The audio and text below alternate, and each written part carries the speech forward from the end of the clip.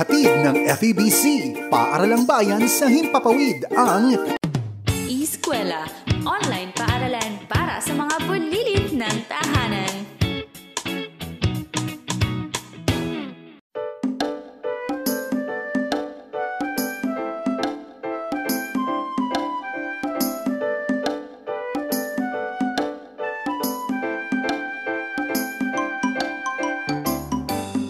Halina, halina, matuto sa eskwela, wika at siyensya. Halina, halina, matuto sa eskwela, sining at matematika. Tuklasin ang mga hiwaga ng mundong kinahaharapan. Makulay na kinabukasan, ito'y iyong makakamtan. Kakayanin natin ito, may saysay ang buhay mo. Magsikap at matuto, gamitin ang iyong talino. Halina, halina, matuto sa eskwela, wika at siyensya. Halina, halina, matuto sa eskwela, sining at matematika.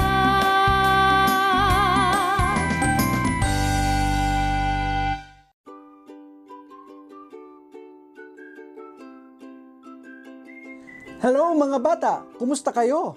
Magandang araw!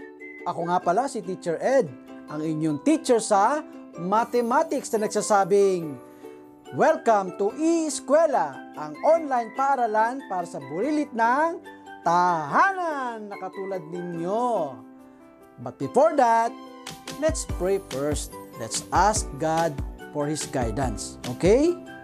Let's bow down our heads and close our eyes. Dear God, thank you sa aming pag-aaralan sa umagang ito. Salamat sa e-Eskwela at salamat sa aming teacher. Salamat sa iyong paggabay sa amin. Sa pangalan ni Jesus, ito ang aming dalangin. Amen. Amen. Tawagin mo si Mama, ano kasi Mami? Imbitahin mo para sama-sama tayong mag-aaral at may maggagabay sa inyo. Okay? So, bago tayo mag-umpisa, kakanta muna tayo para magising inyong mga kalamnan. Mukhang inaantok pa kayo eh. Sige, kanta na tayo. Ang title ng ating kanta ay Hello Song. Repeat after me. Every day, I pray to God and with my friends. And we all say, hello, hello, how are you? I'm good, I'm great. How about you? Na na na na na na na na na na na na na na na. Hey! Every day I pray to God and with my friends, and we all say, hello, hello, how are you? I'm good, I'm great. How about you? Na na na na na na na na na na na na na na na. Hey! Very good everyone! Ang sisigla naman ninyo, kasama ba si nanay, si tatay, si lolo, o si kuya, si lola na kumakanta? Dapat pag mag-aaral tayo, gising ang ating mga isipan at tayo dapat nakafocus, nakakonsentrate sa ating pag-aaralan. Excited ka na ba? Dapat lang! Yes!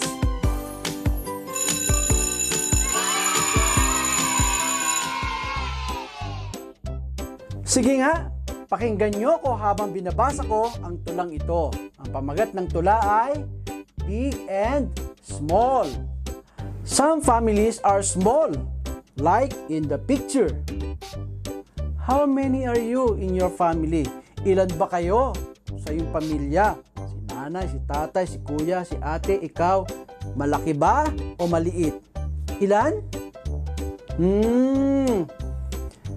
Sa tingin mo ba, malaki o maliit ang iyong pamilya?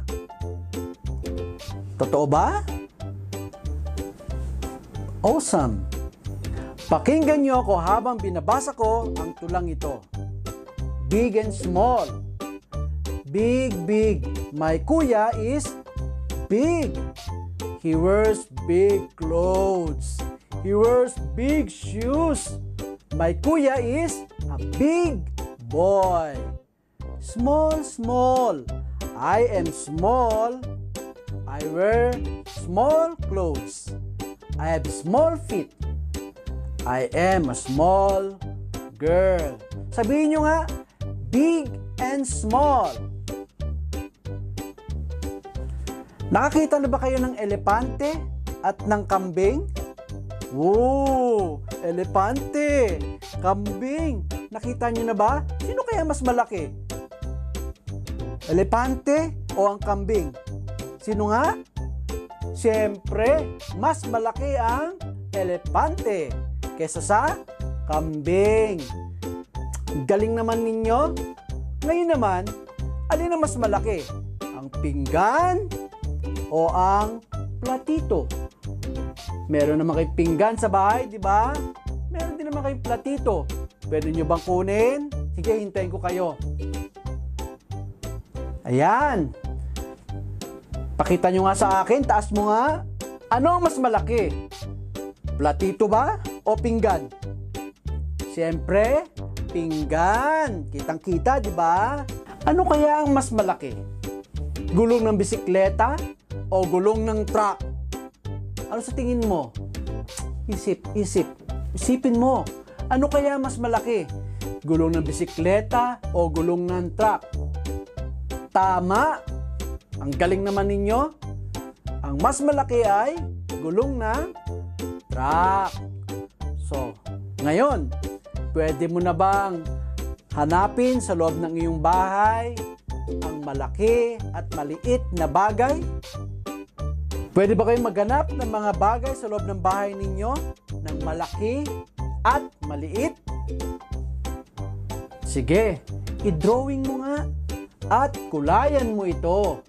Pakita mo sa akin maya-maya, okay?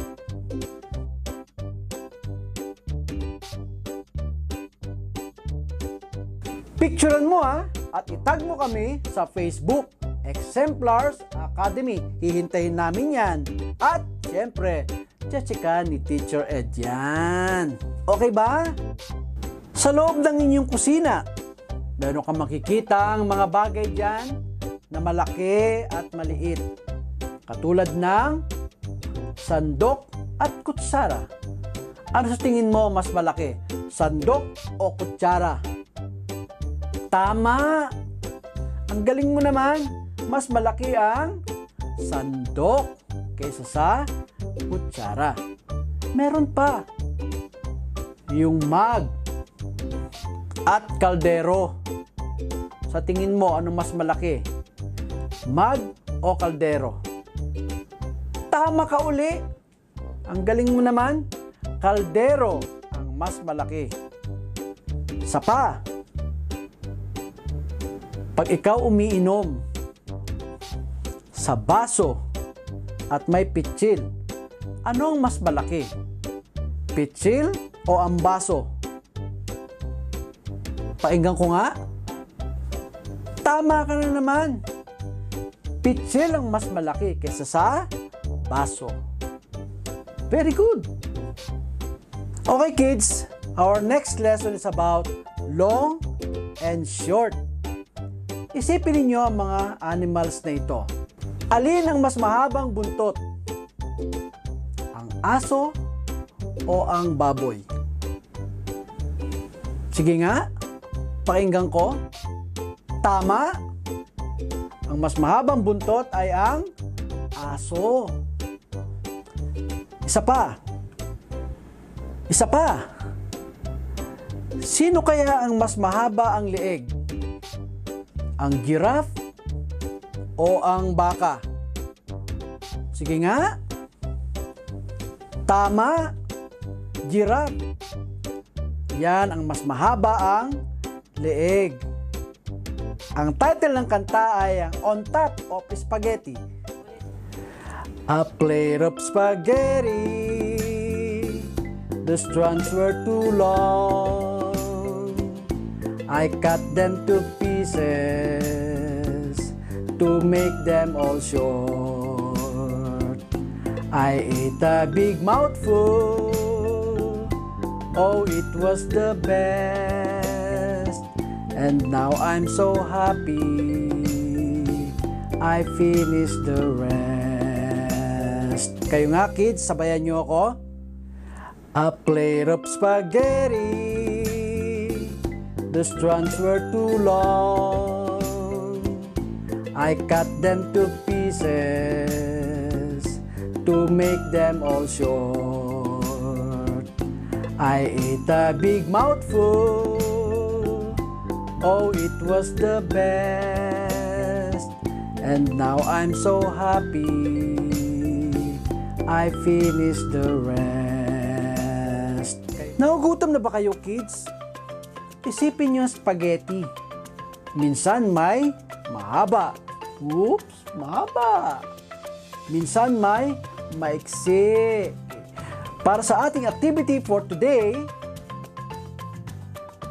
isipin ninyo kung ano ang mas mahaba. Ang sinturon ni tatay o sinturon ni kuya? Sa mga sasabihin ko sa inyo ngayon, pwede ko bang malaman kung ano mas mahaba? Number 1, pantalon ni kuya o shorts ni baby? Sino kaya mas mahaba? Pangalawa, gown ni mami o t-shirt ni ate? At pangatlo, leeg ng giraffe o leeg ng baka? May sagot na ba kayo? Hintayin ko ha. Sige nga. Very good. Palakpakan naman natin ating sarili. Yes. So far mga kids, we've learned about sizes like big and small, long and short. Now, let's pause for a while for water break and we will be back for more learnings and fun. See you kids! Eskwela, online paaralan para sa mga bulilit ng tahanan.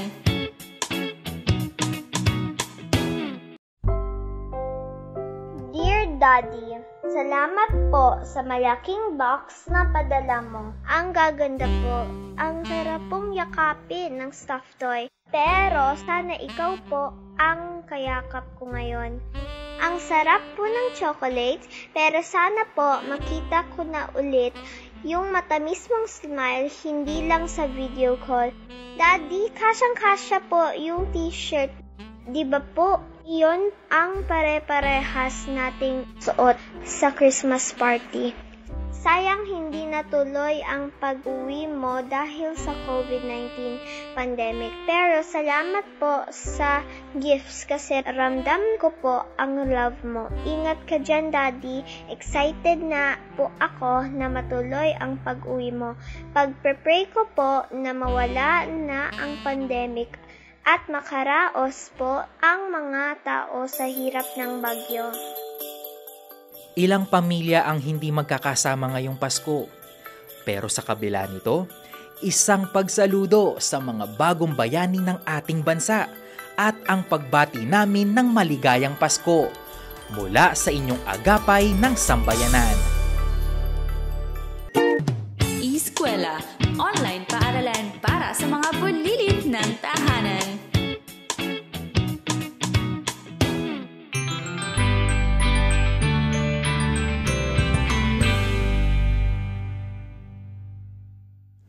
Magandang araw mga bata! Welcome sa Eskwela Online Paaralan para sa mga bulilit ng tahanan. Naranasan mo na bang magkasakit? Kapag nagkakasakit ka, ano yung mga bagay na ginagawa mo? Humihingi ka ba ng tulong sa iyong magulang? Tama. Nananalangin ka ba kapag nagkakasakit ka? O kahit nga hindi ka nagkakasakit, dapat laging nananalangin di ba? Kung nananalangin ka, tama ang iyong ginawa. Magpapa-check up kung kailangan. Taas nga ang kamay. Aba, marami ang nagtaas ng kamay. Iinom ng gamot kung kinakailangan. Taas nga ng kamay. Aba, marami ang nagtaas ng kamay. Thank you, kids. Pero, higit na dapat nating unang gawin ay ano? Tama. Ang manalangin. Ang ating kwento ay tungkol sa pagpapagaling sa isang leader sa Bible. Ang pangalan niya ay Naaman. Ano na ang pangalan niya? Naaman. Magandang araw sa inyo. Ako si Teacher Jo, kasama mo dito sa ating Eskwela Online Paaralan para sa mga bulilit ng tahanan.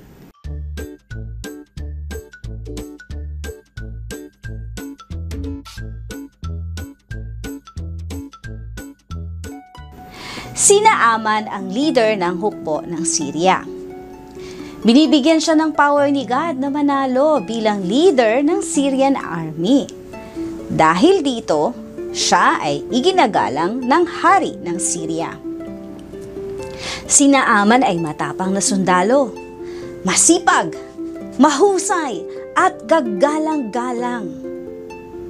Kaya lang, may problema sa kanya. Mayroong isang malaking problema si Naaman. Kasi halos ayaw siyang lapitan ng mga tao. Bakit kaya? Meron kasi siyang sakit sa balat. At ang sakit sa balat na ito ay nakakahawa. Noong mga panahon na yun, wala pang gamot sa sakit sa ketong. Ang ketong ay isang skin disease na pinandidirihan ng nakararami noon. Ito ay isang infection. Makati, nakakahawa, nakakaubos ng balat, at dahil sa sobrang kati nito, nagkakasugat-sugat na ang balat. Ganyan ang balat ni Naaman. Isang araw, nang nilusob ng hukbo ng Syria ang Israel, may nahuli silang isang batang babaeng Israelita. Naging katulong ni Naaman ang batang ito. Biruin nyo, ang batang ito ay sapilitang inihiwalay sa kanyang mga magulang dahil sa gera. Ikaw, anong mararamdaman mo kapag sapilitan kang inalis sa family mo tapos titira ka sa isang family para maging servant? O para maging isang kasambahay o maging isang katulong. Ikaw ay uutusan, gagawa ng mga bagay na hindi mo pa kayang gawin para sa ibang tao. Diba napakahirap ng sitwasyon na yon?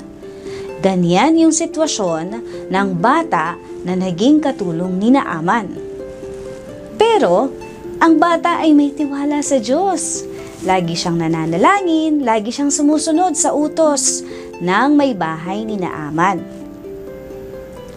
Isang araw, napansin ng bata ang balat ni Boss Naaman. Sinabi niya sa kanyang among babae, "Naniniwala po ako na gagaling si Boss Naaman kung pupunta po siya sa propeta sa Samaria." Dahil mabait ang bata, naniwala ang may bahay ni Naaman at nagtiwala siya na hindi siya binibiro ng bata. At sinabi niya ito sa kanyang asawa. At si Naaman ay sinabi naman ito sa hari. Dahil ang hari ay inirerespeto rin si Naaman, pinagbigyan niya ito at sumulat siya sa hari ng Israel. Sinabi niya sa sulat, "Ipinakikilala ko sa iyo ang aking officer na si Naaman. Sana ay mapagaling mo ang kanyang sakit sa balat." Sinabi ng hari kay Naaman, lumakad ka na at dalhin mo yung sulat na yan sa hari ng Israel. Sa kaniyang paglalakbay, daladala niya ang 30,000 pirasong pilak, 6,000 pirasong ginto at 10 iba't iba pang makukulay na damit. Nang mabasa ng hari ng Israel ang sulat, ano kaya ang kaniyang naramdaman? Naku! Imbis na matuwa, iba ang kaniyang ginawa. Pinunit niya ang damit dahil sa takot at pangamba. Sabi ng hari ng Israel, Nako!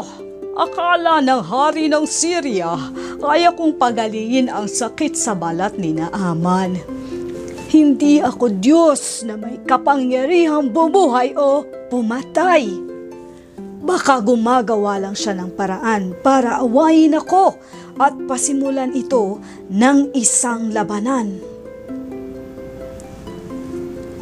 Nang marinig ni Propeta Eliseo ang pangyayari, nagpadala siya ng mensahe sa hari. Sabi niya, papuntahin niyo sa akin ang taong yan para malaman niyang may propeta dito sa Israel. Agad na pinapunta ng hari ng Israel si Officer Naaman para katagpuin si Propeta Eliseo. Lumakad si Naaman sa kaniyang karwahe kasama ang mga tauhang nakakabayo rin. At huminto ang karwahe sa harap mismo ng bahay ng propeta. Alam niyo kids, ang karwahe noong araw ay sasakyan niya ng mga mayayaman. Bihira lang ang mga taong nakasakay sa karwahe o nakasakay sa kabayo. Parang yung panahon ngayon, may mga nakakotse, may mga nakasasakyang magagara o magaganda. Indikasyon yan na mayayaman sila. So parang ganun yung ginawa ni Officer Naaman. Pero, nung huminto na sa bahay ni Propeta Eliseo, ang grupo ni Officer Naaman, hindi siya lumabas. Pinalabas niya lang yung kanyang alalay. Inutusan niya ang kanyang alalay na si Gehazi para sabihin na pumunta ka sa ilog ng Jordan.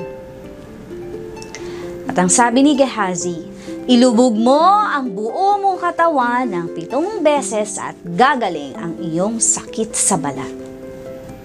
Galit na galit si Naaman. Sabi ni Officer Naaman, bakit hindi nga ako nirespeto? Kilala ba niya ang kausap niya? Hindi ba niya alam na ako si Naaman, pinuno ng hukbo na laging nananalo sa labanan? Ang akala ko pa naman ay tatayo siya sa harapan ko at ipapanalangin ako sa Panginoong Diyos. Pagkatapos ay itatapat niya ang kanyang kamay sa aking katawan at ako'y gagaling. Naiinis si Naaman, parang yung emosyon niya nagagalit. Ang sabi pa ni Haring Naaman, at saka bakit sa ilog Jordan? Sa ilog Jordan na pagkadumi-dumi. San daw bang ilog pinapalubog si Officer Naaman? Saang ilog? Tama, sa ilog Jordan. Bakit nga ba ayaw daw lumubog ni Officer Naaman dun sa ilog na yun? Tama, kasi sabi niya, nung mga panahon na yun, yun yung isa sa mga maduduming ilog. Ang sabi niya, paano ako gagaling sa isang maruming ilog? Ayokong lumubog doon, baka lalong dumami ang sakit ko sa balat. Pero, marahang lumapit sa kanya ang mga katulong at nagsabing, Boss Naaman, ang sabi lang naman po sa inyo, lulubog kayo sa Jordan, sa ilog Jordan. Mahirap po bang gawin ito? Kung ang ilog po na ito ang magpapagaling talaga sa inyo, hindi ba pwedeng lumubog po kayo? Aba! Naisip ni Officer Naaman. May point. Kaya, nagtungo ang grupo ni Officer Naaman sa ilog Jordan. Kids! Ilang beses daw lulubog sa ilog Jordan si Haring Naaman? Ilan nga daw? Parinig? Tama! Parinig? Kung ang sagot mo ay 7, tama ka. 7 ulit daw na lulubog si Officer Naaman sa Ilog Jordan. Gawin natin, sabay-sabay tayo. Unang lubog. Lumubog siya ng 1 beses. Lubog! Nakakita niya yung balat niya. Parang walang pagbabago. Lulubog uli. Lubog! 2, sabi ni Officer Naaman. Ang baho naman ng ilog. Ang baho naman ng tubig. 3, lubog! Ganun pa rin. Ganun pa rin ang balat ko. 4, sabay-sabay tayo. Lubog! Parang wala namang nangyayari. 5, lubog! Itutuloy ko pa ba to? 6, sabay-sabay tayo ha. 1, 2, 3, lubog! At sa panghuling lubog ni Officer Naaman, sabay-sabay tayo ulit, lubog! Lubog! Pag-angat ni Officer Naaman sa Ilog Jordan, nakita niya yung balat niya. Wow! Ang kinis na ng balat ko! Hindi na nangangati! Totoo nga ang sinabi ni Propeta Eliseo na napagaling ng Diyos ang aking balat. At muli, na nauli ang kalusugan ng balat ni Officer Naaman at naging makinis na siyang muli. Sa sobrang saya niya, bumalik siya sa propeta at nagsabing, ngayon ay totoong may Diyos nga ang Israel at napatunayan kong ang Diyos ng Israel ang tanging Diyos sa buong mundo. Pinagaling ng Diyos si Naaman. Mabuti ang Diyos, hindi siya namimili ng taong pagagalingin. Kahit na nga nung sa simula si Officer Naaman ay medyo mayabang kasi, di ba, ayaw niyang lumubog sa Ilog Jordan. Dahil pakiramdam ni Haring Naaman ay napakataas na ng kanyang posisyon. Mabuti na lamang at natutunan niyang magpakumbaba at tanggapin ang kapangyarihan ng Diyos na magbibigay ng kagalingan sa kanyang katawan. O di ba, gumaling si Haring Naaman. Mga bata, laging tatandaan, ang pusong palalo o yung pusong mayabang, hindi ikinatutuwayan ng Diyos. Sabi nga sa Mateo 5:3, mapalad ang mga taong walang inaasahan kundi ang Diyos, sapagkat mapapabilang sila sa kaharian ng langit.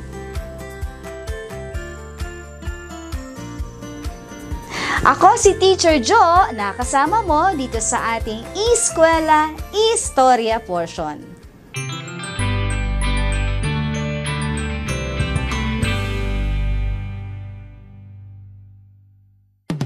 Eskwela, online paaralan para sa mga bulilit ng tahanan.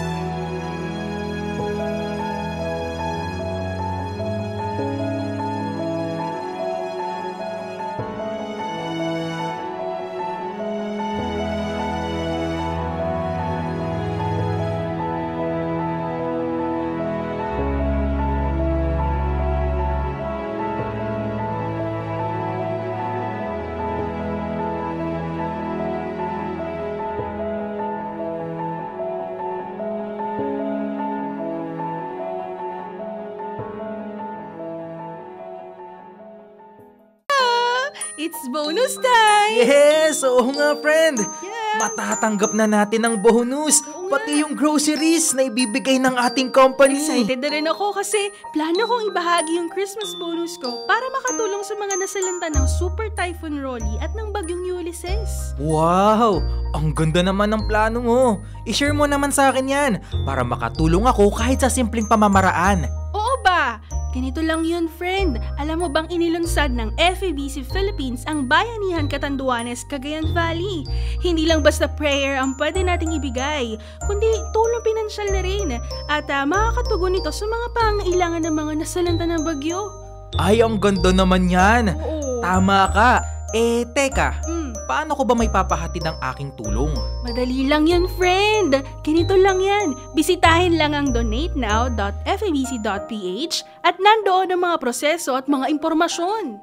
Wow, ang simple naman pala. Thank you, friend. Yes. Thankful ako kasi makakatulong tayo kahit sa simpleng pamamaraan.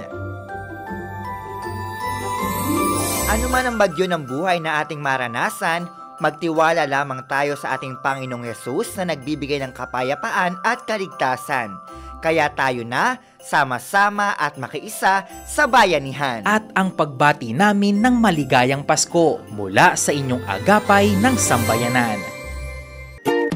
Eskwela, online paaralan para sa mga bulilit ng tahanan. Magandang araw mga bata! Welcome sa Eskwela, online paaralan para sa mga bulilit ng tahanan. Kumusta ba kayong lahat? Nag-e-enjoy ba kayo sa inyong online schooling so far? Naku, yung iba dyan parang napasimangot. Parang sinabi na ko, miss na miss ko na po yung school ko. Miss na miss ko na po yung teacher ko. Miss na miss ko na po yung mga kaklase ko. Sana po next year ay meron na po kaming face-to-face na pagkikita ng mga kaklase ko. Yung iba naman nagsasabi, naku, ang hirap po talaga ng online classes at ng distance learning. At ang iba naman nagsasabi, nag-e-enjoy po ako sa online schooling. Ayan, kung ano man ang iyong nararamdaman ngayon, ano man yung mahirap para sa'yo, ano man yung madali para sa'yo, tandaan mo lagi na hindi ka nag-iisa dahil marami ang nag-a-adjust ngayon sa ating online schooling. At umaasa din ako, kagaya ninyo, na matatapos yung malaking pagsubok na ito dito sa ating bayan. Okay, kung hindi pa tayo nakakangiti, naalala nyo yung exercise natin na 4, 7, and 8. Yung 4, paghinga mo, 4 na seconds or 4 seconds, hihinga ka. 1, 2, 3, 4, and then pause for 7 seconds. 1, 2, 3, 4, 5, 6, 7, and then exhale ng 8. You count 8. 8, 7, 6, 5, 4, 3, 2, 1. Ulitin natin ha. 4, 7, and 8. 4, inhale. 1, 2, 3, 4. Pause. 7, 6, 5, 4, 3, 2, 1. And then exhale. 8, 7, 6, 5, 4, 3, 2, 1. Ulitin natin. Inhale. 1, 2, 3, 4. 1, 2, 3, 4, 5, 6, 7. And then exhale. 1, 2, 3, 4, 5, 6, 7, 8. Alam mo, yung exercise na yan, sabi ng mga neurologist o sabi ng mga doktor sa utak o sa brain, yan ay nakakatulong para ikaw ay mag-relax, para ikaw ay makaisip ng maayos. I hope na i-prepare ko na kayo na mag-relax at kaya na ninyong i-absorb ang ating lesson ngayong araw na to. Kaya, game na! Alam mo ba kung anong lesson natin today? Hindi pa? O alam mo na? Kung hindi pa ang sagot mo, parehas tayo. Hindi ko pa rin alam yung lesson natin ngayon eh. De, joke lang. Pero, tayo ay mag-aaral tungkol sa pabula. Ang pabula ay isang uri ng kathang-isip na panitikan kung saan dun sa pabula ang mga bida dito yung mga hayop, mga bagay na walang buhay. Sila yung mga gumaganap sa tauhan. Halimbawa ng mga hayop na bida, ang mga leon, ang kuneho, ang kalabaw, ang manok, ang bibe at iba pa. May natatanging kaisipang nahahango mula sa pabula. Dahil ang mga pabula na ito, yung mga kwento nila, nagbibigay ng aral sa lahat ng mga batang nagbabasa. Tinatawag din itong kwentong katha o kathang kwento na nagbibigay ng aral. At dahil tayo ay mag-aaral tungkol sa pabula, meron niyang kasama, may kapatid yan. Ang kapatid naman yan ay mga tanong. At yung tanong kung paano sasagutin ng tama. Yan din ang ating pag-uusapan. Alam nyo, marami akong baong kwento sa inyo ngayong araw. Talagang nag-research ako ng maraming kwento. Dahil alam ko na na-miss ninyo si Teacher Jo. Joke lang. At sa bawat pagkatapos ng kwento, merong mga katanungan. At yung tanong na yun, dapat sasagutin ninyo. Ang purpose naman ng pagsagot sa katanungan ay para mas maintindihan ninyo mga bata kung tama o kung ano yung essence o yung laman ng inyong mga nababasa. Ang tawag naman doon ay comprehension. Sige nga, sabihin mo nga, comprehension. Very good. Kumbaga, sa eating process o yung pagkumakain ka. Kakain ka, nguya ka, lulunok ka. Ang proseso na yan ng pagkain ay ang pagbabasa. Pero kapag yung pagkain napunta na sa digestive system, sa loob ng iyong katawan, na dadalhin na sa iba't ibang panig ng iyong katawan, ang tawag naman dyan ay comprehension. Kino-compare ito, yung digestion, sa comprehension. Ibig sabihin, mas pumapasok na sa isip mo yung nababasa mo. Sa pagbabasa, dapat merong comprehension. Ang pagbabasa ay dapat merong ano? Tama, comprehension o yung pagkakaunawa sa iyong nabasa. Kapag hindi mo naintindihan yung binasa mo, parang baliwala lang yun, parang lilipad lang sa hangin dahil hindi mo naiintindihan. Kaya mahalaga ang tanong sa bawat pagbabasa. Bakit? Dahil tinutulungan ka nito para maintindihan mo, ma-digest ng isip mo ang bawat mensahe na binabasa mo. Kaya mo yan! Kayang-kaya mo yan. Kapag nahirapan ka ng magbasa, ang gagawin mo ay magbasa. Practice, practice, practice. Practice pa more because practice makes permanent. Sabihin mo nga, practice makes permanent. Oo, kapag nag-practice ka, ayon sa mga nag-aaral ng pag-iisip o mga neurologist, kapag lagi mong ginagawa ang isang bagay, kagaya ng lagi kang nagbabasa, magiging permanent yan sa iyong utak. O, diba? So, dapat laging nagbabasa.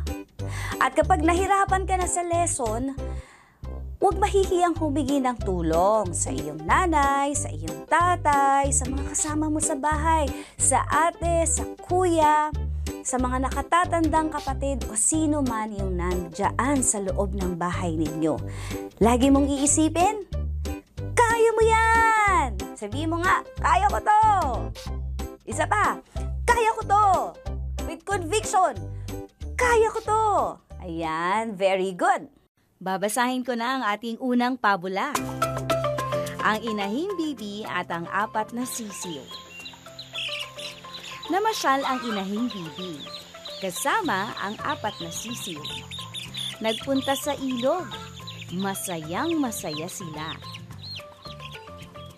Ang aking tanong, sino-sino ang namasyal? Letter A, inahing bibi at ang apat na sisiw. Letter B, ang apat na sisiw. Letter C, inahing bibi. O letter D, ilog. Sino-sino raw ang namasyal? Letter A, inahing bibi at ang apat na sisiw. Letter B, apat na sisiw. Letter C, inahing bibi. o letter D, ilog? Kung ang sagot mo ay inahing bibi at ang 4 na sisiw sa letter A, ikaw ay tama. Very good! Nakuha mo ang tamang sagot sa katanungan. Ikalawang tanong, saan sila nagpunta? Letter A, sa ilog? Letter B, sa dagat? Letter C, sa sapa? O letter D, sa kanal? Saan daw sila nagpunta? Letter A, sa ilog? Letter B, sa sapa? Letter C, sa dagat? O letter D, sa kanal? Kung ang sagot mo ay letter A, sa ilog, ikaw ay tama. Ikatlong tanong, ano ang damdamin ng inahing bibi at ng 4 na sisiw nang sila ay namasyal? Ano daw ang damdamin ng inahing bibi at 4 na sisiw nang sila ay namasyal? Letter A, malungkot. Letter B, masaya. Letter C, matamlay. O letter D, masigla. Ano daw ang damdamin ng inahing bibi at 4 na sisiw nang sila ay namasyal? Letter A, malungkot. Letter B, masaya. Letter C, matamlay. O letter D, masigla. Anong tamang sagot? Kung ang sagot mo ay letter B, tama ka. Masaya ang inahing bibi at 4 na sisiw nang sila ay namasyal. Ganyan din ba ang nararamdaman mo kapag ikaw ay namamasyal kasama ang iyong ina? Very good.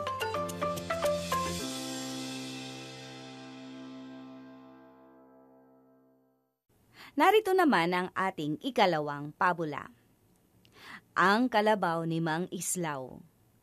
Ang kalabaw ni Mang Islaw, itinali sa puno ng anahaw. Hindi binisita ng 2 araw. Nakakalimutan ni Mang Islaw ang pagpapakain sa kaniyang kalabaw. Nakita ng kaniyang pinsang si Buraw na puno na ng langaw. Ulitin natin. Ang kalabaw ni Mang Islaw.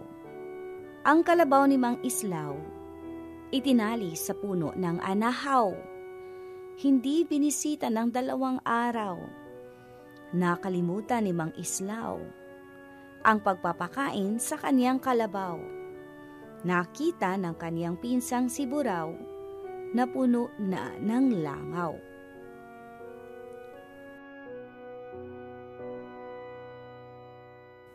Medyo malungkot yung kwento natin, ano? At sa kwento na ito, na ang kalabaw ni Mang Islaw, anong hayop ang alaga ni Mang Islaw? Kung ang sagot mo ay kalabaw, tama ka. Kalabaw ang hayop na alaga ni Mang Islaw.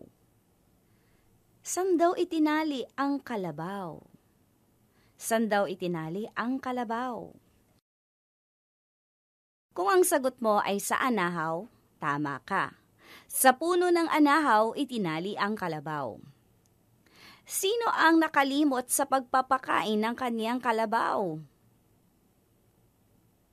Tama, si Mang Islaw. Si Mang Islaw ang nakalimot sa pagpapakain ng kaniyang kalabaw.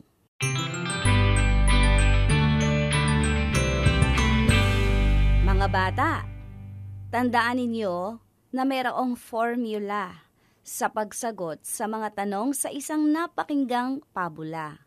At meron niyang pagbabatayan na naaayon sa tanong o pattern at hindi lang basta-basta sinasagot. Kagaya ng tanong kanina, anong hayop ang alaga niya? Kung ang sagot mo ay kalabaw lang, meron itong tamang pattern. Ano ba yung tamang pattern? Kagaya nung sinabi ko na kalabaw ang hayop na alaga ni Mang Islaw. So meron itong phrase, ang kalabaw ay sumasagot sa tanong na ano, dahil ang kalabaw ay isang hayop. Ikalawa, saan itinali ang kalabaw? Ang tamang pagsagot dito, sa puno ng anahaw itinali ang kalabaw. Sa puno ng anahaw itinali ang kalabaw. So kapag tinanong ka, saan itinali ang kalabaw? Ang sasagutin mo ay, tama, sa puno ng anahaw itinali ang kalabaw. Kasi sa puno ng anahaw, yan ay sumasagot sa tanong na saan. Dahil ito ay isang lugar kung saan nangyari ang pagtatali sa kalabaw. Ikatlo, sino ang nakalimot sa pagpapakain ng kaniyang kalabaw? Ang tamang sagot, si Mang Islaw ang nakalimot sa pagpapakain ng kaniyang kalabaw. Si Mang Islaw, sumasagot naman yan sa tanong na sino? Dahil siya lamang yung tao sa kwento ng Ang Kalabaw ni Mang Islaw.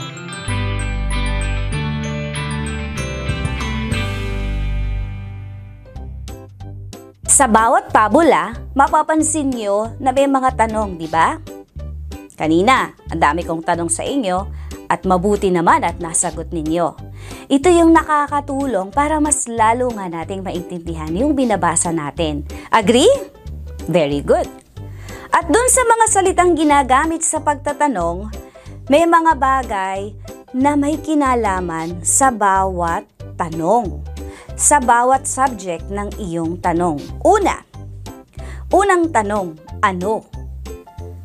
Ang tanong na ito, na ano, yan ay patungkol sa isang bagay.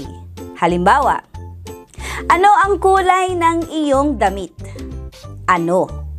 Yan, pag sinabing ano, pag nagtanong ng ano, ito ay patungkol sa, tama, patungkol ito sa bagay. Pangalawa, sino? Ang sino ay tumutukoy naman sa, tama, ang sino ay tumutukoy sa mga tao. Halimbawa, sino ang tatay mo? Sino ang tatay mo? Yan, sino. Pangatlo, saan? O ano naman daw itong saan? Para saan daw ang tanong na ito? Ito naman ay tumutukoy sa lugar. Halimbawa, saan ang paborito mong lugar? Saan ang paborito mong lugar? Diba? May kinalaman sa lugar. Saan? Pang-apat, kailan? Yan naman ay nagtatanong tungkol sa panahon, oras at petsa. Yung kailan, ang tanong na yan ay para sa panahon, oras at petsa. Nako, naririnig ko kayo, ang dami-dami yung tanong tungkol sa kailan. Lahat kayo nagtatanong, kailan ba kami makakalabas? Yan, magandang tanong yan patungkol sa kailan. Number 5, bakit? O, di ba? Favorite word niyo rin to eh, bakit? Nagtatanong naman yung bakit tungkol sa kadahilanan. Halimbawa, sige, ulitin natin yung tanong. Bakit hindi pa ako pwedeng lumabas? So, yan ay tanong tungkol sa kadahilanan o paghahanap ng kadahilanan. Paghahanap ng rason. Bakit hindi pa ako pwedeng lumabas? Ika-6, ilan? O, ang ilan naman na tanong ay patungkol sa bilang. Halimbawa, ilan kayong magkakapatid? Ilan kayong magkakapatid? Ilan? Next, magkano? Ang magkano ay patungkol sa presyo o pera. Example, magkano ang bili mo sa tinapay? Magkano ang bili mo sa tinapay? Magkano? Next, paano? Yan naman ay tungkol sa pamamaraan o yung mga gusto mong malaman ang pamamaraan kung paano gagawin. Halimbawa, paano ka natutong magbasa? Paano ka natutong magbasa? Yan ay paano. Sige nga, mag-aral pa tayo ng ilan pang mga pabula. At sa pag-aaral natin, may kakambal yan ang pagsagot sa mga katanungan na ihahatid ko sa inyo. Hatid ng FEBC, Paaralang Bayan sa Himpapawid ang Eskwela, online paaralan para sa mga bulilit ng tahanan.